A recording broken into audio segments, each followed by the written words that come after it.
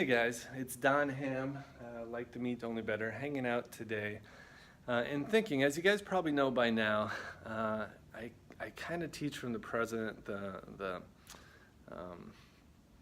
position that life is your greatest teacher. So really probably the greatest asset that you have in your life are the lessons that life teaches you.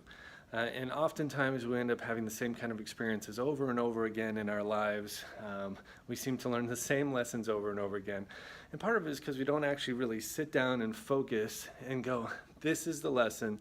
Let me record this lesson and what I learned from this in a journal or video, something like this, so that I can look back at it later. Or so that you can just actually take that thing that you had inside of you, get it out of you, so that just in the action of that, like making this video, the truth that you have to share, the truth that you learned, the lesson that you can take from that becomes more real. So if you learn a lesson or have an experience and it's the thought about the lesson is just taking place in your head, there's a way in which it doesn't feel real, it doesn't feel tangible. But if you get it out of you, video, write it down, a journal or something, it then starts to become very real. I've just been reading a book by Napoleon Hill called Outwitting the Devil. If you haven't read it, go check it out. And in there, he's having a conversation with the devil, and I'll just paraphrase it.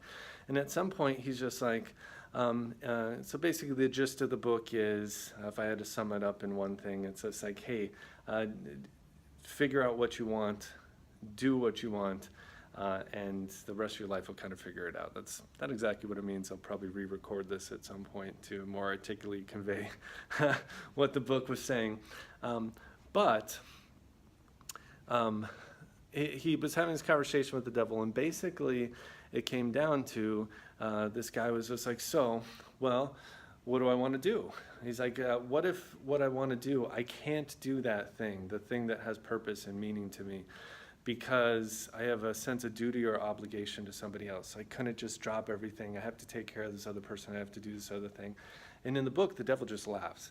And he's just like, no, duty is one of the biggest tricks ever, the sense of duty. He's like, the only duty and responsibility you have is to yourself, to make yourself happy, to fulfill your own purpose. And then once you're doing that and you're full within and happy within yourself, then you can consider if you want to help others.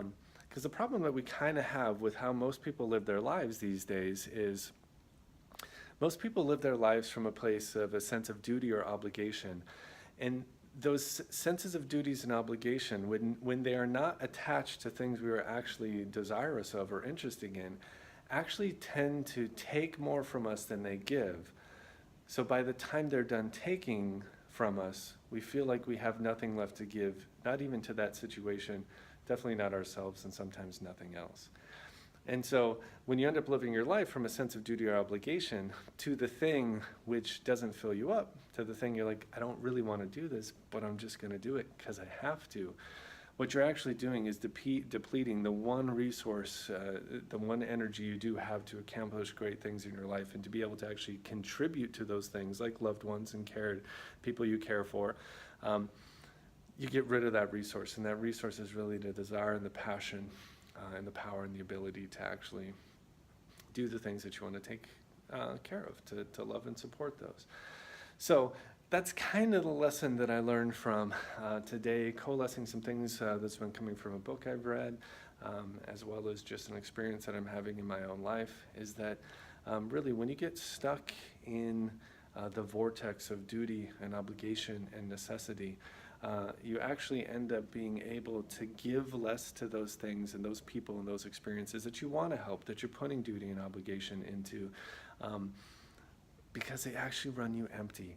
And when you try to do anything to help anybody or fill anybody up or handle a situation from a place where you're not full, those situations take more from you than you even have to give. And at the end of the day, you're left with nothing to give, and nothing to yourself and nothing to others.